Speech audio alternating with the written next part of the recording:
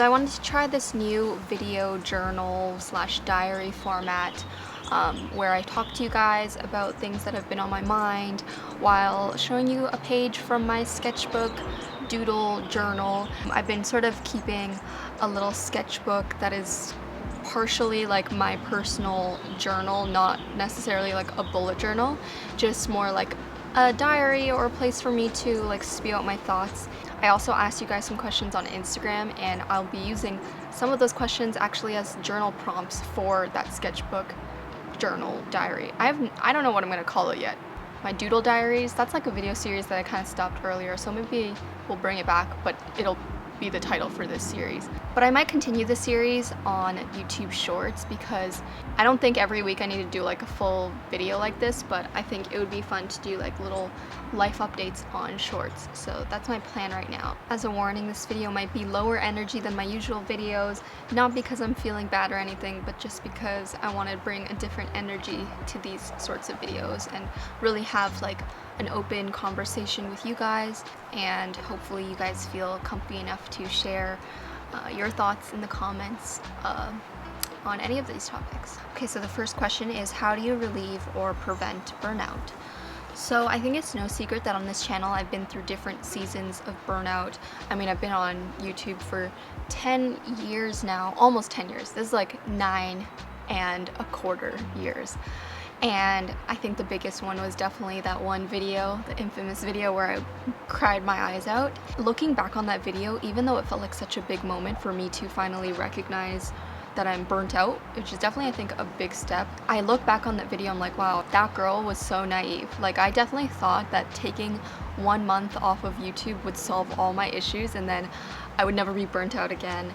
But I think it's more of a long-term process, at least for me, figuring out what is a sustainable work-life balance so that you don't get to this built-up point where you finally combust and you have to take such drastic measures. So I've just been trying to do more proactive things, like making note of when the signs of burnout are coming on so that I can take a couple of hours or take a weekend off. I'm still in the process of figuring out how I can prolong my, I guess, work mode without feeling burnt out so quickly, and I think it's definitely something that I struggle with a lot. I'm someone who gets very focused and I kind of bury my head in works and projects, so I almost don't notice when the burnout is coming.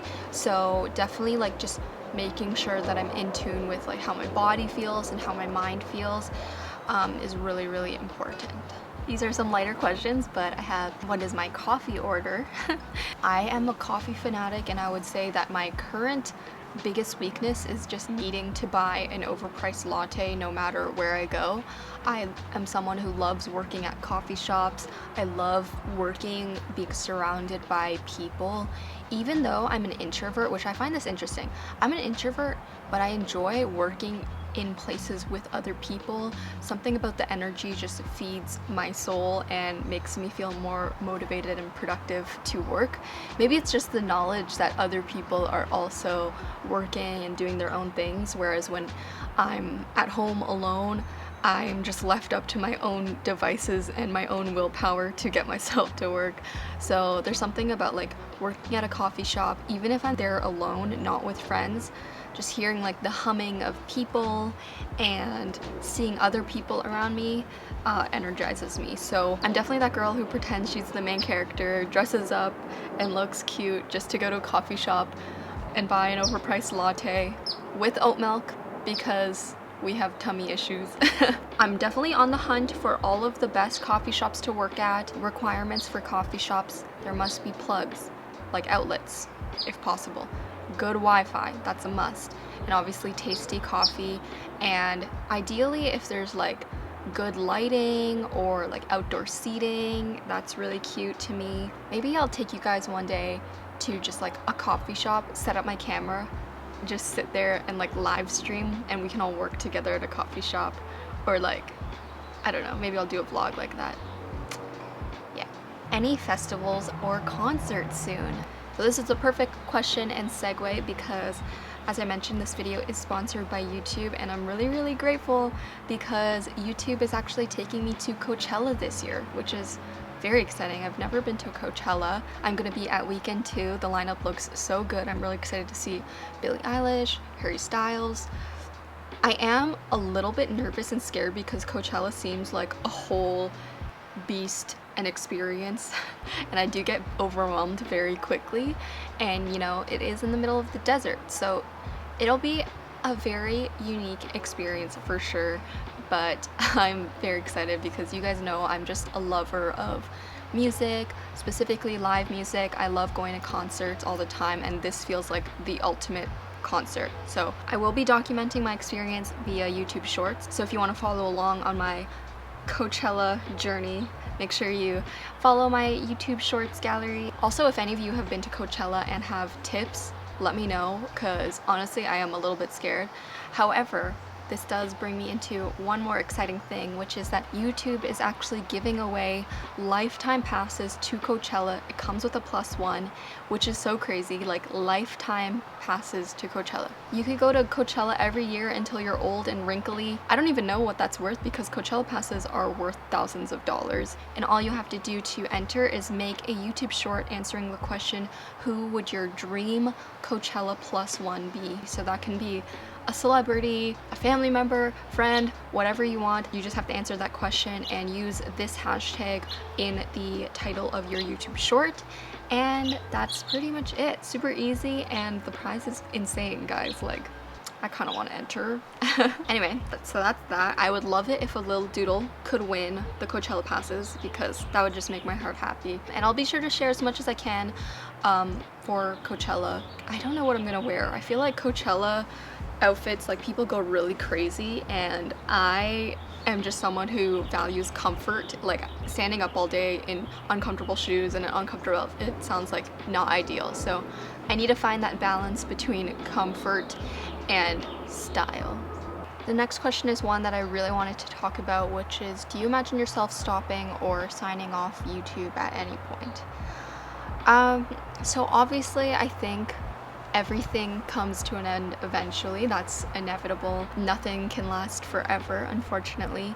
So I do know that there will be a time that I will have to stop making YouTube videos, or there will be a time that I sign on to YouTube for the last time ever. But I don't see that being in the immediate future. There was definitely a point in time when I considered quitting YouTube, but at this point YouTube just feels like such a familiar friend to me. I literally grew up on YouTube starting at 15 years old, and you guys have seen me change and grow into an adult, and I'm still young. Like, that's the craziest thing about starting YouTube so young, is like, I've been doing this for 9 years and I feel like I've done so much, but sometimes I have to stop myself and remember that I'm still only 23 years old and I still have so much more that I can do and so much more that I want to do. And I don't see myself stopping YouTube anytime soon, just because for me it is also like a video diary of my life.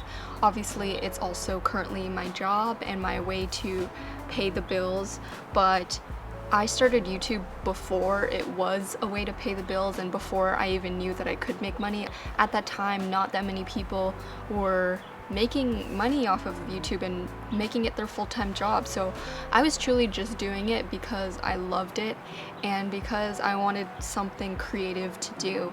And I think at some level that will always be the case. And you know, the capacity in which I do YouTube will probably change at certain points. I think it's always evolved. My channel has gone through different evolutions in terms of topics. A lot of you guys obviously know me for my bullet journal stuff, but I wasn't doing bullet journal and drawing stuff 5 years ago on my channel, so things will always change depending on what part of my life I'm at, and I'm okay with that. And I think something that I've been struggling with recently is like feeling irrelevant, I guess, just because it has been almost 9 years. Okay, we get it, Amanda, you've been on YouTube for 9 years, but it is like a crazy amount of time in my life. Like, that's almost a decade, and it's starting to get to the point where I get comments from people where people say, oh my god, I used to watch you when I was younger. And that used to is so crazy to me, because for the longest time I was one of the younger people creating YouTube videos. And now I'm not that anymore, and I'm probably not that to people watching me anymore.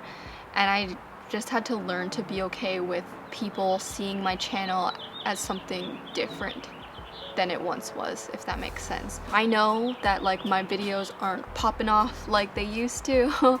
I think YouTube makes it very clear. As much as you try not to see the views and the analytics, you can't not see them. And you know, in the YouTube dashboard, it also tells you like, oh, this video is doing better or worse than your previous videos. So I know that my videos aren't doing as well as like 2019, when I think, you know, I was younger and fresher, if that makes sense. Or maybe, you know, the topics were more trending back then. And honestly, yes, sometimes that bothers me a little bit, but also I've just learned to like let things go. And I'm just very grateful to have this channel, to have had this channel, to have experienced all the things that I have because of this channel.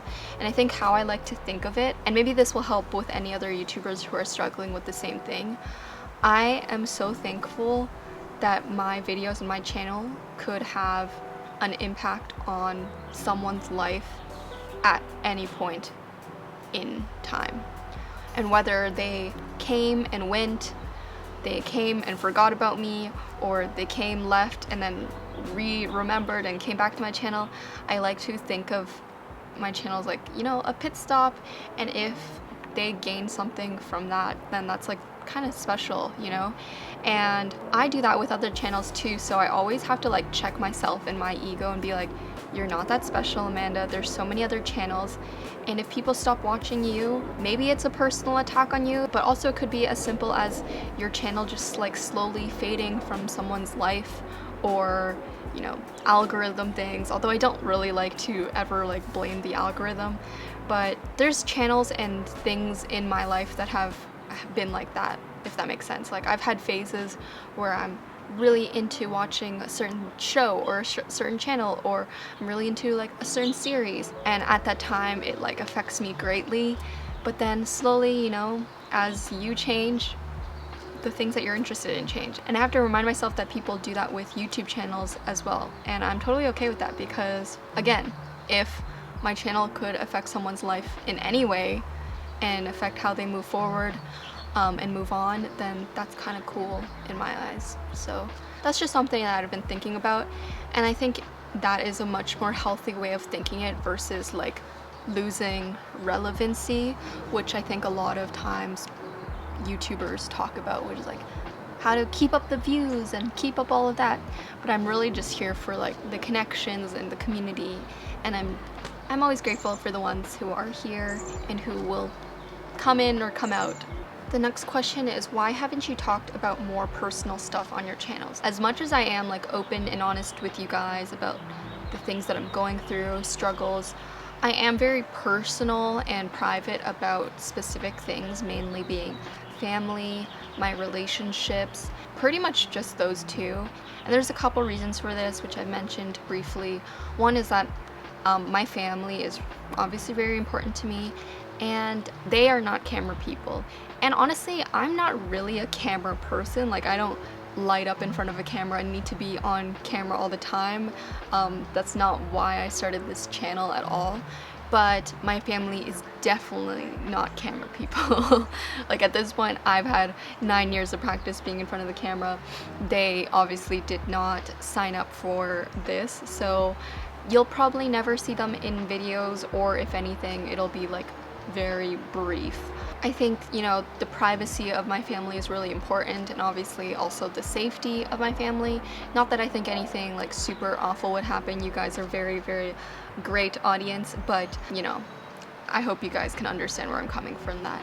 And in terms of like love and relationships, it is a similar type of reason, but also I just think I'm very wary of public relationships, specifically because I've grown up watching YouTube, and I definitely used to watch all these like public vlogger relationships, and I think it's super cute. But also I've seen the flip side of the coin, where I've seen it, you know, do not so great things for relationships. And I think if I were to share more about that, I would just really want to make sure that it is a relationship that is important enough to me to share with you guys, because you guys are so important to me. I mentioned this in my previous Q&A, but I just really want to make sure that the person that I am in a relationship with is here for me and not like all of this. I do have a little bit of trauma with that, so I think I'm just very careful of introducing this as like an external factor to any relationship, not even just like dating. How would you approach trying something completely new? Example, a new job or meeting new people. This is a really good question, and for me it's definitely a little bit hard. I think I struggle with new things because as much as I like to think that I'm a spontaneous person, I definitely am like set in my ways, and if something scares me it really like gives me anxiety. But I think what I like to think of it as like, what is scaring me about this new thing? So for example, meeting new people. What is scaring me about meeting someone new? Is it that I'm scared that they won't like me? Is it that I'm scared that I won't make a good first impression? Like, what exactly is scary about it? And I think when you like think about that and then really dig into like how can you get over those fears, sometimes it makes it a little bit easier. If I'm scared that someone won't like me, you know, you kind of have to practice like this new thing that I've discovered, which is called radical acceptance.